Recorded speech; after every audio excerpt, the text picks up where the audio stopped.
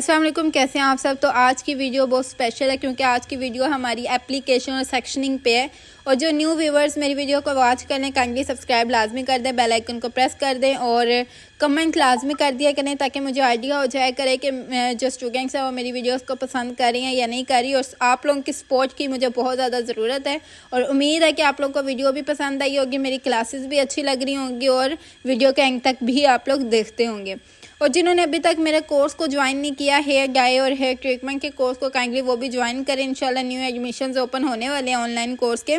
तो यहाँ पे सेक्शनिंग चेक करें कि मैं बैक साइड से सेक्शनिंग ले रही हूँ और सारी स्लाइसेस मैं स्ट्रेट ले रही हूँ, ठीक है।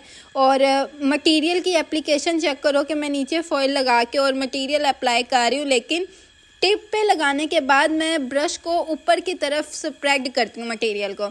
और जब हम टॉप पे आते हैं, मतलब मिड पे आते हैं, तो मैं अपने ब्रश को खड़ा करके इस तरीके से एप्लीकेशन करती हूँ ताकि वो मर्ज हो जाए, स्प्रेड हो जाए, ब्लेंडिंग हो जाए, ताकि कोई लाइन या कोई पैच नज़र ना आए, ठीक है। यहाँ पे मैं कर रही हूँ कट डाउन और मटेरियल मैंने लिया है 30 वॉल्यूम के साथ ब्लोंगर पाउडर, सिल्की के ब्लोंगर पाउडर के साथ वर्किंग हो रही है, लेकिन एक्सपीरियंस मेरा कुछ खास नहीं रहा क्योंकि ये सिल्की का ब्लोंगर पाउडर मुझे इतना अच्छा नहीं लगा जितना होना चाहिए था, जितनी उम्मीद थी। क्योंकि सिल्की का जो ब्लोंगर पाउडर वो एक 10+ लिफ्टिंग नहीं देता, ठीक है। मतलब वो मुश्किल से जो है ना 8-9 तक लेकर जाता है हेयर को, इससे ज़्यादा लिफ्ट नहीं करता और बहुत टाइम टेकिंग जो है ना प्रोडक्ट है। तो आप लोग कोशिश किया करें जब भी कोई ऐश, कोई ब्राइट, कोई फंकी, कोई इंटेंस कलर अचीव करना है तो कट डाउन जो है वो विका का यूज़ करो। थोड़ा एक्सपेंसिव है, 5000 की रेंज में आता है, लेकिन अच्छा है वो, ठीक है। या कैसर बलोच का ब्लोंगर पाउडर भी अच्छा है। और वॉल्यूम का मसला नहीं होता, वॉल्यूम आप कोई भी यूज़ कर सकते हो साथ, ठीक है, लेकिन 30 हो, कंपनी कोई भी हो, ठीक है। इस तरीके से आप लोगों ने 1 बाय 1 स्लाइस लेते जाना है और बैक पे हेयर को इस तरह से रख के और एप्लीकेशन करते जाना है, स्प्रेडिंग करते जाना है। स्प्रेडिंग अच्छी होनी चाहिए वरना पैच आ सकता है। अब देखो, मैं ये मटेरियल आपने एंड टू मिड तक लगाना है। मैं थोड़ा सा मिड से ऊपर रहूँ क्योंकि मुझे अभी कटिंग करनी थी, तो कटिंग में भी हमारा काफ़ी मटेरियल निकल जाना था। साथ साथ मैं कट भी कर रही हूँ, साथ साथ मैं एप्लीकेशन कर रही हूँ।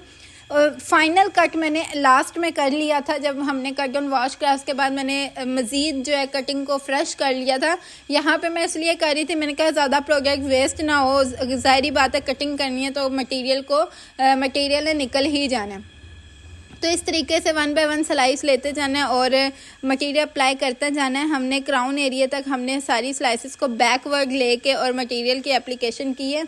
इसी तरह आप लोगों ने भी मटेरियल की एप्लीकेशन करनी है, ठीक है। अब देखें, एक और मैंने स्लाइस ली, इसको भी बैक पे करके और फिर मैं एप्लीकेशन करूँगी। तो एप्लीकेशन आप लोगों की अच्छी होनी चाहिए। और ओम्ब्रे और सोम्ब्रे होता क्या है बेसिकली ये भी पता होना चाहिए।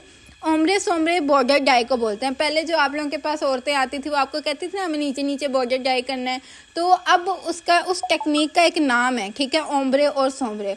इसमें क्या डिफरेंस है? इसमें यह है कि ओम्ब्रे जो होता है वो लाइटेस्ट होता है, सोम्ब्रे जो होता है वो डार्केस्ट होता है। मज़ीद इन्फॉर्मेशन के लिए आप लोग मेरे कोर्स को भी ज्वाइन करें। यहाँ पे इस वीडियो में मैं आप लोगों को जस्ट ये बताना चाह रही हूँ कि अगर ओम्ब्रे सोम्ब्रे कर रहे हो तो उसके लिए एप्लीकेशन किस तरीके से करनी है। अगर आप लोग कट डाउन कर रहे हो, प्री लाइटनिंग कर रहे हो, डी कलर कर रहे हो, तो उसके लिए आप लोगों ने मटेरियल की एप्लीकेशन किस अंदाज से करनी है ताकि कोई लाइन भी ना रह जाए, मतलब कोई पैच ना पड़े और ब्लैंक स्प्रेडिंग वाली लुक आए, ठीक है। फाइनल कलरिंग के बाद की लुक मैं आप लोगों को दिखाऊंगी कि आप लोग खुद देखोगे भी कोई पैच नहीं नज़र आ रहा। इसी तरह जब आप लोग फ्रंट पे पहुंचोगे तो 1 बाय 1 नीचे से ही, ठीक है, कान के साइड से, मतलब नीचे से आप लोगों ने स्लाइसिंग लेते जाना है, एप्लीकेशन करते जाना है। अब फ्रंट की स्प्रेडिंग चेक करना। मिड तक मैंने इसी तरह मटेरियल लगा दिया, ब्रश को खड़ा करके प्रॉपर तरीके से मैं स्प्रेड कर रही हूँ। इस तरीके से आप लोगों ने भी स्प्रेडिंग करनी है। इसी तरह आप लोगों ने स्लाइसिंग लेते जाना है, स्प्रेडिंग करते जाना है, लेकिन मटेरियल ये ना हो कि एक बहुत ऊपर करके लगा दी, एक बहुत नीचे करके लगा दी, इसीलिए आप लोग इनको ओपन छोड़ोगे। देखो, अगर तो आप लोगों ने 9-10 लेवल तक लिफ्टिंग करनी है तो आप रैपिंग शीट से रैप कर दोगे कट डाउन के बाद, ठीक है। लेकिन अगर आप लोगों ने 8-9 पे छोड़ना है तो फिर कोई मसला नहीं, आप लोग हेयर्स को ओपन छोड़ सकते हो, ठीक है। अब यहाँ पे फिर हम नेक्स्ट स्लाइस लिया और एप्लीकेशन किया और देखो स्प्रेडिंग किस तरीके से हो रही है। साथ साथ आप लोग इस चीज़ पे भी फोकस रखा करो कि ब्रश को किस तरीके से पकड़ा हुआ है, मटेरियल किस तरीके से लगा रही हूँ, स्प्रैगिंग किस तरीके से हो रही है, ताकि कोई भी एक लाइन भी वहाँ पैच शैच ना आए, ठीक है। और सेक्शनिंग किस तरीके से ले रही हूँ, इसी तरीके से आप लोगों ने काम करना है। ये जो काम होता है ये एक दो क्लाइंट पे करके ही हाथ सेट नहीं हो जाता, ना ही कोई परफेक्ट वर्क होता है। तकरीबन जो है आप लोगों का एक्सपीरियंस जितना ज़्यादा हैंड ऑन प्रैक्टिस होगी उतनी ज़्यादा जो है आप लोगों को एक्सपीरियंस होगा, क्योंकि जब भी क्लाइंट आता है आप लोगों के पास एक नए हेयर के साथ आता है, क्योंकि हर किसी का हेयर एक जैसा नहीं होता, ठीक है। इस तरीके से अब देखो इस ब्लोंगर पाउडर ने 7-8 लिफ्टिंग की है, 7-8 तक लिफ्टिंग की है, वो भी बहुत मुश्किल से, ठीक है, बहुत टाइम बाद। तो इसलिए मुझे ये ब्लोंगर पाउडर इतना कुछ खास नहीं लगा, लेकिन आप लोग उसके हेयर्स की लुक चेक करो कि किस तरीके से कितनी ज़बरदस्त उनकी जो है प्री लाइटनिंग हुई है, कोई पैच नहीं आया, स्प्रैगिंग हुई है, कोई लाइन नहीं क्रिएट हुई, फ्रंट पे ऐसे लग रहा है जैसे स्ट्रीक्स हुई हुई हैं। तो इस तरीके से आप लोग मटेरियल लगा सकते हो, एप्लीकेशन कर सकते हो, और डरना नहीं है, डर के वर्क नहीं होता। मतलब जब भी कोई ओम्ब्रे सोम्ब्रे करता है तो वो बहुत डर डर के एप्लीकेशन कर रहा होता है, तो डर के नहीं करना, स्प्रैगिंग अच्छी करनी है आप लोगों ने, इस तरीके से वर्किंग करनी है, ठीक है। अब इनको ना फ्रंट पे भी कुछ ब्लू लेयर्स चाहिए थे, तो मैंने इस तरीके से इनका एप्लीकेशन किया। और हेड को वॉश भी क्लाइंट का बहुत अच्छे तरीके से करवाना होता है। ये ना आँखों में पानी जा रहा है, कानों में पानी जा रहा है, तो इस तरीके से काम नहीं करना होता। तरीके के साथ जो वर्किंग करनी है आप लोगों ने अच्छी तरह वॉश किया।